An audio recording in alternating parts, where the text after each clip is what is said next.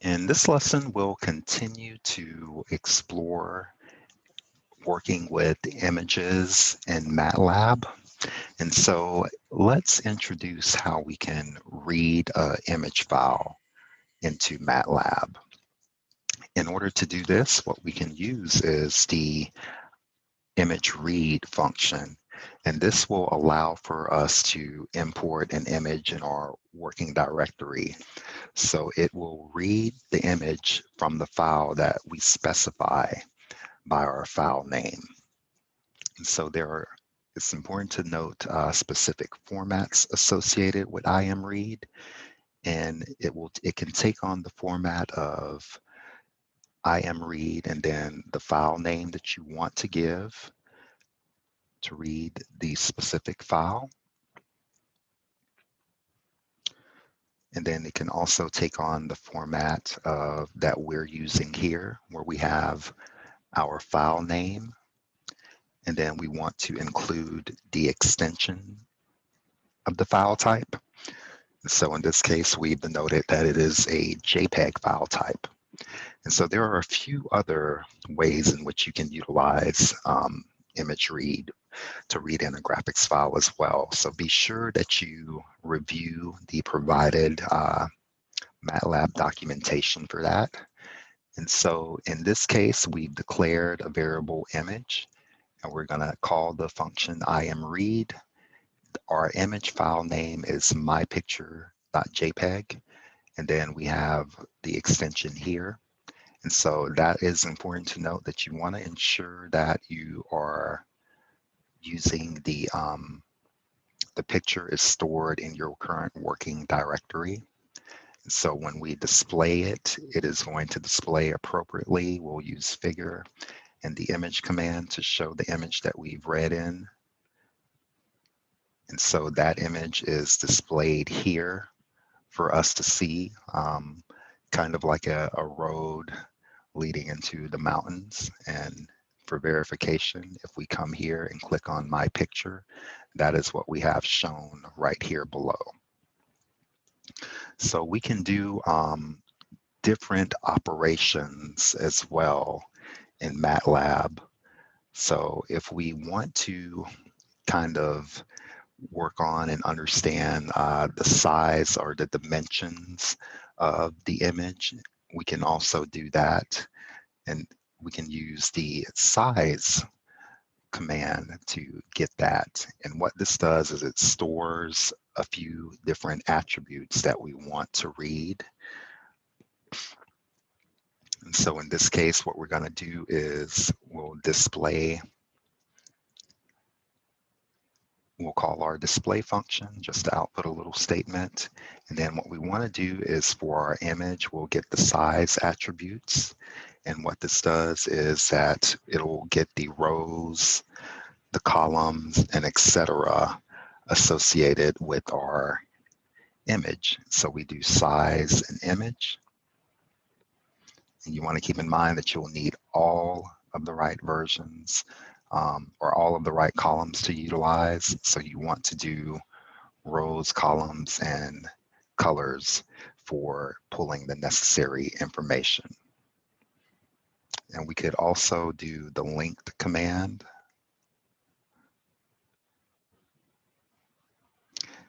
But again, with this, it has too many outputs.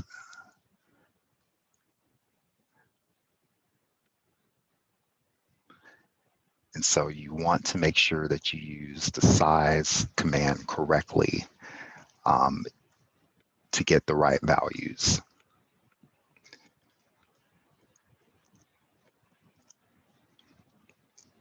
So now let's take a look at some ways in which we can manipulate an image that we have.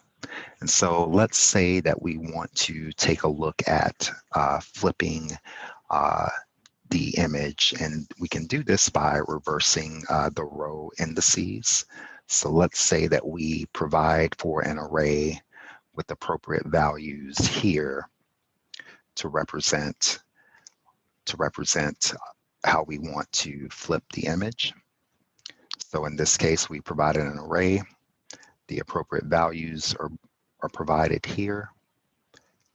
And if we want to reverse that array here, what we can do is we'll create a variable vflip array, and then this will reverse it, counting down to flip all of the values.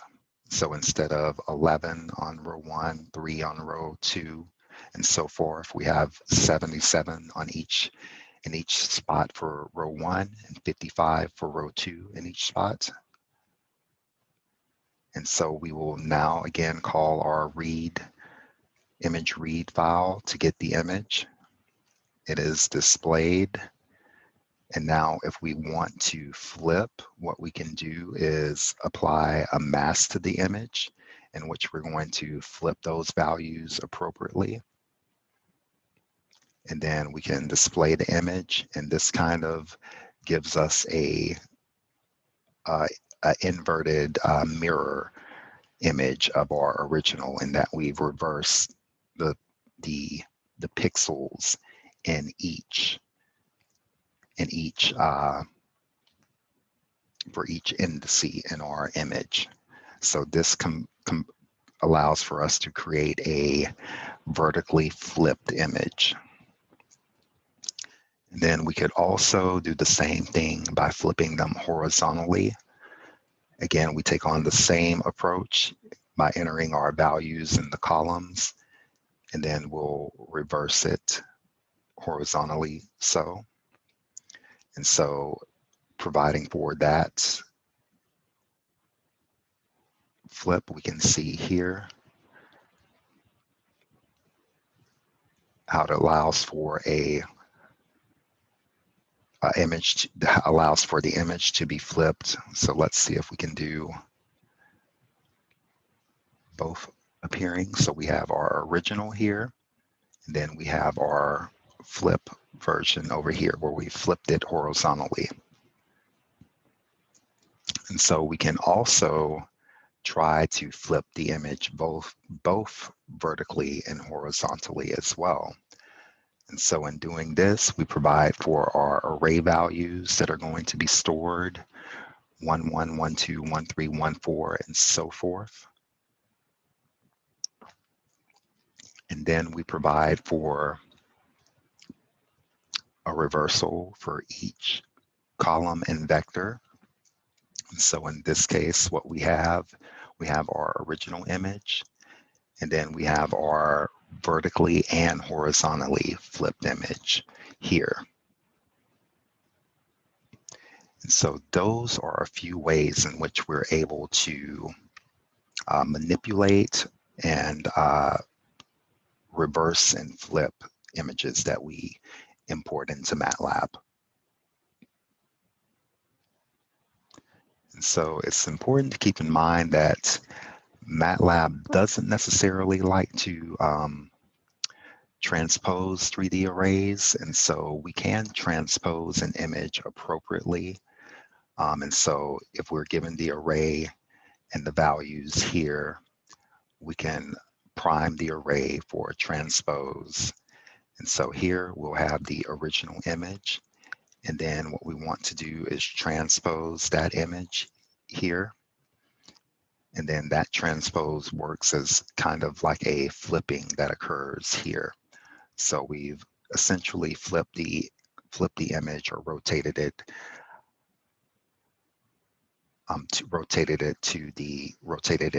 counterclockwise. And so our transpose image is able to display. And it's important to take a look at the concatenation command that we've been able to use here. And so we've been able to concatenate this array using the appropriate dimensions that we want to keep in. We have 3 dimensions here, and then we provided specifically the images that we want, the dimensions that we need to have concatenate. So in this case, we can do a concatenation of the image for specific rows, from starting for all of the rows for red, all of the rows for blue, and all of the rows or all of the rows for green and all of the rows for blue. And so we've primed those and provided for a concatenation occur to show off our transposed image. And so we can also use other commands that are available to manipulate our images in Matlab. So here, what we've done is we're going to use the imrotate command. And so when we have our original image that is being displayed, we want to denote the image that we want to rotate, and then the number represented as the second input parameter is going to represent the degree of rotation that we're assigning. So in this case, we've assigned a 45-degree rotation, and the rotation direction is going to be counterclockwise, and that's going to occur around the center axis. So the center will remain the same, and then it is rotated. So for here, we have commands for display. We'll call our figure. We'll assign a value for the new rotation. So in this case, we have img45, and then we'll use the image command to display the image. The same thing if we are looking to display the image at a rotated of 135 degrees, we can do that. We'll use our figure command. We'll call image rotate for the image in 135, and then we'll do our call for image rotation. So image img 135, and that provides for the appropriate rotation that occurs. And we can do the same thing again for other values. So if we do 225, that gets called and we rotate it 225 degrees counterclockwise. If we want to rotate in the clockwise direction, we can do that also. So in this case, if we rotated it 45 degrees clockwise, we would do -45. And then that provides us with the image that is rotated clockwise 45 degrees, which is, and to compare, we can simply copy this. So we can have a little comparison for clockwise and counterclockwise. And so here is the rotated clockwise 45 degrees. And here is the image rotated. No, this is counterclockwise, and this is the image rotated clockwise. And so if we wanted to also rotate it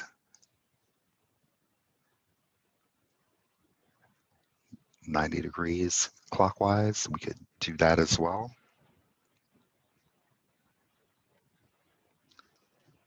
And we'll say -90.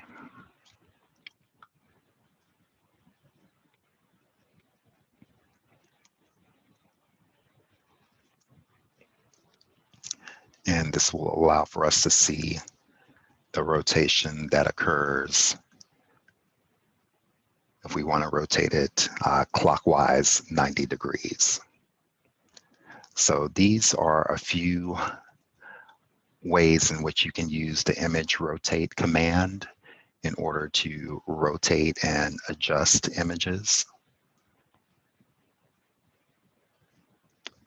We're also able to use the image resize command, and we can use the image resize if we want to set a new image scale for our image.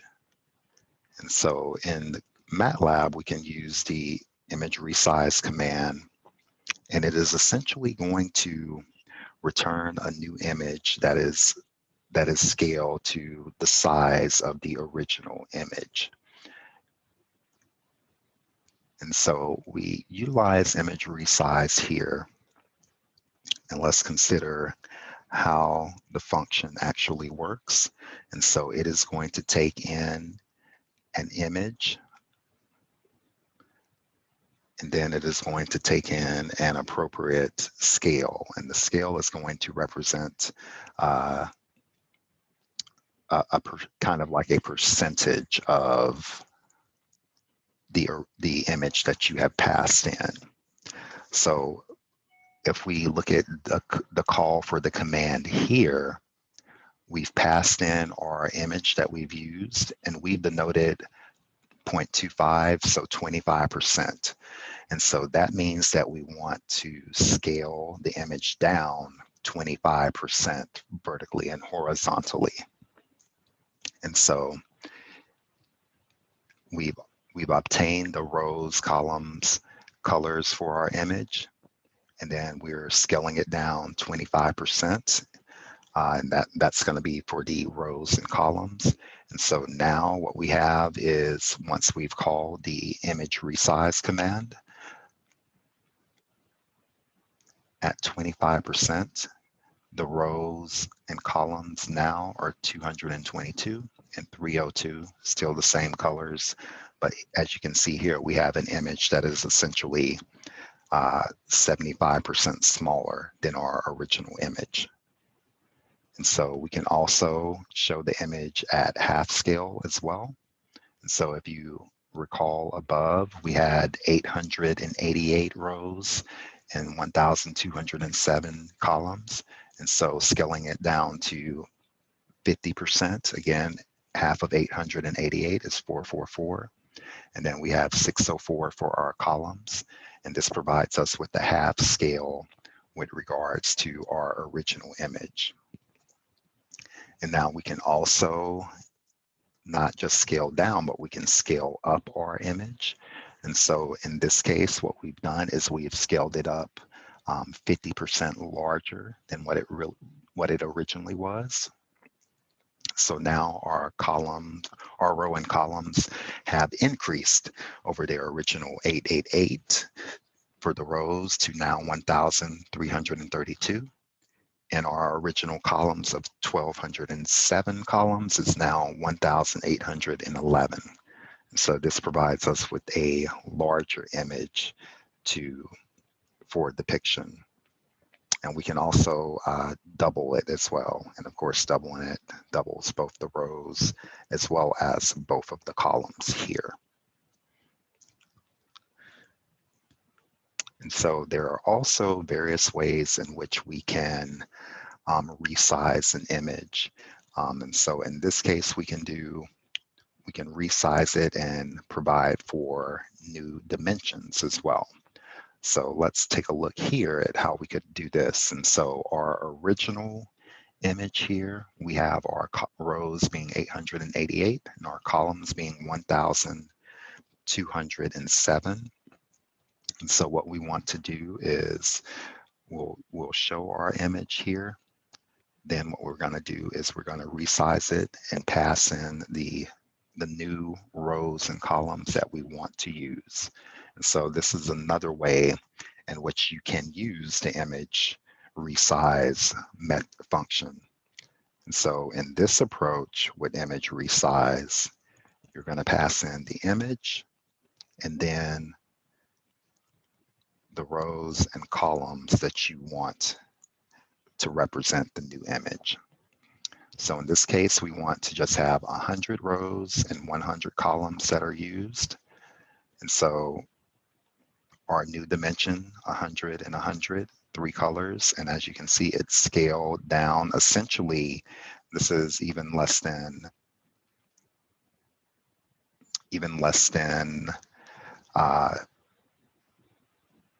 not necessarily 25%, but it's going to be about 13% of the original image, because the original image had 888.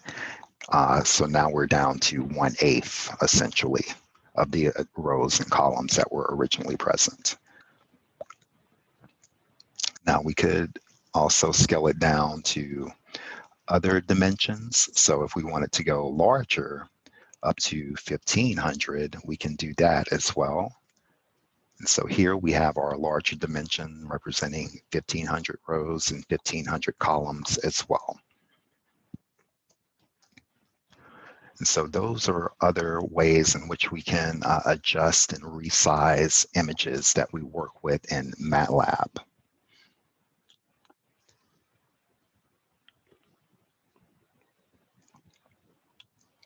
We're also able to provide for appropriate grayscale in Matlab too. And so what we can do this by using the Rgb2 Gray command that is found in Matlab. And so this allows for us to create a black and white image of our image that we're importing. So within Matlab, we can just use Rgb2 Gray, and we'll pass in the image that we want to convert to a grayscale image. So it is the Rgb to Gray command is expecting just a regular RGB image that's passed in, and that is what gets converted to grayscale. So fairly simple. We have it here, and we have it here after conversion. Here is our original. And then we've converted it to our grayscale image. And so finally, we're also able to not only read an image, but we can write or create a new image. So in this case, if we have read in our original image of my picture that we have here, and we want to write it to a new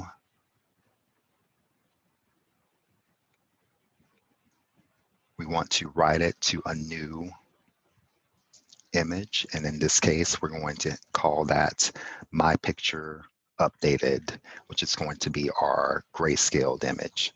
So if we come over here in our directory and we click on my picture updated, we've rotated the image, we've resized it, and then we've also converted it to grayscale.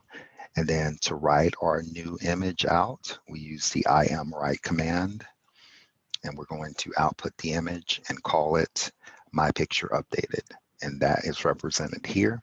And once it's complete, you can find it in your current working directory. So here we discuss a number of different ways in which we can manipulate, resize, and rotate and transpose images in Matlab.